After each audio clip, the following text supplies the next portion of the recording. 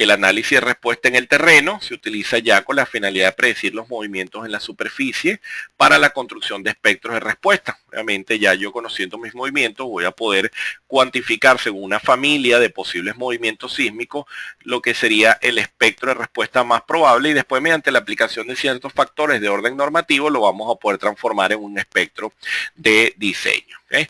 Forma tal que con estos espectros ya podremos efectuar nuestros análisis de forma mucho más práctica.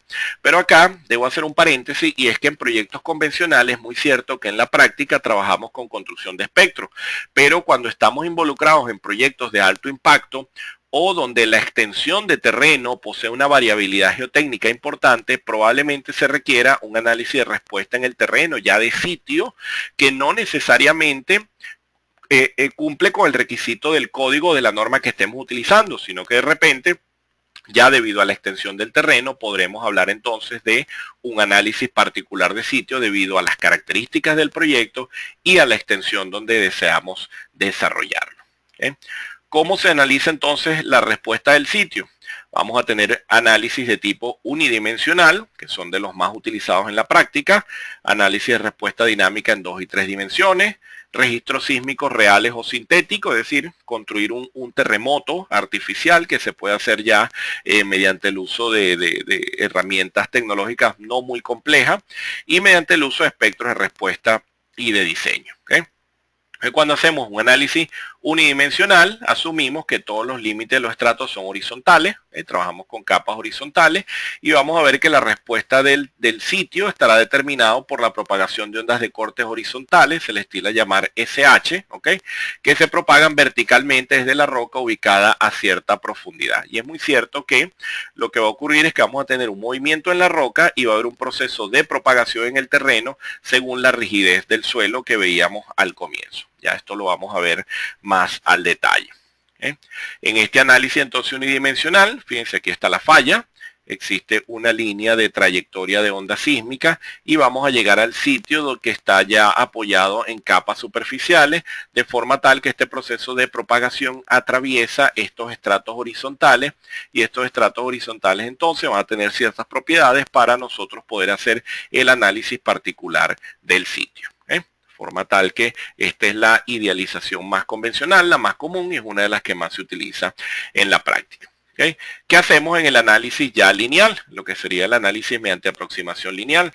Aquí entonces trabajamos con lo que sería la aplicación de carga sísmica, se utiliza desde hace muchos años y los software tienen incorporado lo que sería el análisis mediante el uso de series de Fourier, ¿okay? Donde se suman grupos de serie de cargas armónicas. Obviamente, si analizamos una onda sísmica, podemos asemejarla bastante bien a una acción armónica, de manera que la sumatoria de series de Fourier aproxima bastante bien lo que sería el efecto combinado de diferentes ondas sísmicas en un sitio determinado que estemos analizando. ¿Okay? La respuesta a un sistema en grado de libertad es simplemente la sumatoria de la respuesta de cada término de las diferentes series de carga, lo que les decía hace un momento. No vamos a entrar en la matemática densa del asunto, pero sí vamos a dejar claro que cuando analizamos entonces la acción sísmica del terreno, vamos a ver que es una sumatoria de este coeficiente acá, que representa un valor que se le llama coeficiente complejo de Fourier y que depende de lo que sería la frecuencia del depósito y de lo que sería la frecuencia de la acción sísmica que incide en el terreno. De manera entonces que esta carga periódica será la sumatoria de las diferentes series de Fourier que inciden en el terreno. Al final, si igualamos lo que serían estos coeficientes complejos y lo aplicamos ya en función de la acción sísmica de la acción sísmica que representa cada serie de Fourier y la igualamos a lo que sería al sistema de un grado de libertad, vamos a ver que aquí participa la masa, el amortiguamiento y la rigidez y podremos entonces determinar lo que sería el desplazamiento. ¿Qué es lo que estamos haciendo? Estamos tratando de obtener el desplazamiento que se genera en el sitio debido a la acción sísmica. Quiere decir entonces que este desplazamiento que les represento acá como mu sub n es un desplazamiento que varía en el tiempo y que se obtiene a partir del término que veíamos antes, ¿okay? Que teníamos igualado a la expresión de un grado de libertad, pero fíjense que está multiplicado por este factor de acá. Y es que resulta que este factor transforma el comportamiento de las series de Fourier, o de las diferentes series de carga que se resuelven por Fourier, en desplazamiento. ¿Okay? Si aplicamos superposición, en vista de que estamos haciendo un análisis por aproximación lineal, podremos entonces sumar los diferentes efectos para obtener lo que sería el desplazamiento total. Querría decir entonces que este numerito que vemos acá, este h multiplicado por la frecuencia su n, es lo que vamos a llamar como función de transferencia. Y esta función de transferencia es muy importante porque es la que me relaciona un parámetro de acción externa con otro parámetro que viene a hacer una respuesta. En este caso podemos relacionar lo que sería el desplazamiento con la carga externa. La carga externa es el sismo, el desplazamiento es el desplazamiento que se genera en el terreno. Es decir, que la transformada de Fourier será un número, lo podemos ver como un número mágico que me multiplica mi carga externa y me la transforma en desplazamiento dentro de lo que sería el análisis de sitio. De esta forma vamos a poder expresar diferentes funciones de transferencia. Puedo tener una que relacione aceleración con carga externa, puedo tener una que relacione velocidad con carga externa, puedo tener una que relacione dos desplazamientos diferentes. Eso ya va a depender del tipo de análisis que se esté desarrollando. ¿Okay? Entonces vamos a ver esa función de transferencia como un filtro que actúa sobre una señal de entrada, para nuestro caso será el sismo, para producir una señal de salida, que en nuestro caso puede ser desplazamiento, velocidad, aceleraciones, etc. Entonces ya con eso, si tenemos un registro tiempo-historia, por ejemplo, podemos ver cuántos son los desplazamientos, las velocidades y las aceleraciones esperadas en el terreno al aplicar lo que sería la transformada de Fourier. Obviamente ya estos cálculos no se efectúan de forma manual, sino que ya los software nos permiten desarrollar estos análisis, pero fíjense que es muy interesante saber que ya al comprender estos esquemas podemos entonces ya irnos a una de estas herramientas teniendo un claro conocimiento de lo que se efectúa allí internamente. ¿Okay? Entonces, en el análisis, ya lo que sería en el análisis lineal, podemos ver una cantidad de connotaciones importantes que abarca este proceso y podemos enumerar las principales. Vemos entonces que en el análisis se obtienen las series de Fourier para las cargas aplicadas, lo que serían los movimientos en la base. ¿Okay? De esta forma la carga o movimiento en la base estaría expresada como una función de frecuencia, de manera entonces que vamos a ver mucho que nos interesaría mucho conocer las amplitudes sísmicas en función de la frecuencia del sismo, y es la tendencia actual hacer los análisis en el dominio de la frecuencia más que en el dominio del tiempo. ¿Okay? Se multiplican los coeficientes de la serie de Fourier por el valor apropiado de la función de transferencia para cada frecuencia. Como les digo, el sismo no posee una única frecuencia, sino que él va variando la amplitud en función de las diferentes frecuencias, y esto generaría entonces la serie de Fourier del movimiento de salida. ¿Okay? Cuando entonces ya hacemos los cálculos, podemos expresar el movimiento de salida en el dominio del tiempo mediante la transformada de Fourier, y de esta forma entonces esta función de transferencia determina lo que sería la transformación de lo que ocurre en la roca respecto al suelo. Es decir, la acción sísmica que venía por el manto rocoso tiene un comportamiento, pero se transforma en un determinado desplazamiento, velocidad y aceleración en el suelo que depende del comportamiento geotécnico de dicha locación o de esta ubicación que estamos analizando. ¿Okay? Aquí vamos a ver entonces cómo ocurre eso en los diferentes suelos. Vamos a analizar un caso teórico, no se da en la práctica porque es el caso sin amortiguamiento, pero nos sirve para entender lo que sería el fenómeno de resonancia. Ya vamos a ver cómo ocurre. Fíjense que si tenemos acá una roca, tenemos un suelo de espesor, un estrato de espesor H, veremos entonces que el desplazamiento resultante, el desplazamiento horizontal, puede ser expresado mediante esta expresión. Acá lo que estos valores de A y B son las amplitudes de onda. Por eso hablamos al comienzo de onda, porque efectivamente lo que va a haber es una amplitud de onda en diferentes direcciones. ¿Okay? K es un número de ondas que relaciona la frecuencia con la velocidad de onda de corte, es la misma velocidad de onda de corte que determinamos en los ensayos geofísicos, y lo que sería el omega es la frecuencia circular del movimiento del terreno. Vemos entonces que el desplazamiento horizontal pues, es la sumatoria de estas componentes. Resolviendo ya mediante correlación por esfuerzos cortantes, no vamos a abordar el detalle de estos cálculos, podemos obtener entonces el desplazamiento en diferentes puntos del estrato a diferentes tiempos mediante esta expresión. Y lo importante de este análisis es que la función de transferencia que describe la razón de amplitud de desplazamiento en dos puntos cualesquiera se pueden expresar mediante esta ecuación. Fíjense qué significa esto. Esta función de transferencia está transformando el desplazamiento máximo en el punto cero a un determinado tiempo t y lo está relacionando con el desplazamiento máximo en la ubicación h a un tiempo t. Obviamente, como esta expresión de desplazamiento ya la tenemos computada mediante esta expresión anterior, podremos entonces llegar, mediante resolución matemática, a este coeficiente. Ese coeficiente lo que significa es que es una función de amplificación. Quiere decir entonces que cuando yo obtengo esta función de transferencia, estoy resolviendo el proceso de amplificación que ocurre desde la roca al suelo que existe por encima de la roca. ¿Okay? Esa será la razón de amplitud del movimiento de la superficie respecto a la amplitud del movimiento en la roca. Es decir, este es el número mágico que me va a transformar la amplitud en la roca y me la va a convertir en amplitud en el suelo. ¿Okay? Entonces esto sería una función de transferencia de desplazamiento en un suelo que no posee amortiguamiento. En ninguno de estos componentes vemos el coeficiente de amortiguamiento, que sería una variante en el análisis. Quiere decir entonces que si no hay amortiguamiento, si observamos la expresión anterior, me voy a devolver, tengo el coseno de esto que tengo acá. Ahora bien, si analizamos esta gráfica y entiendo entonces que cada pi medio más n pi al aplicar el coseno, ¿qué es lo que estoy obteniendo? Estoy obteniendo un fenómeno ya de amplificación para cada uno de estos rangos, y esta amplificación, por no poseer amortiguamiento, es una amplificación infinita.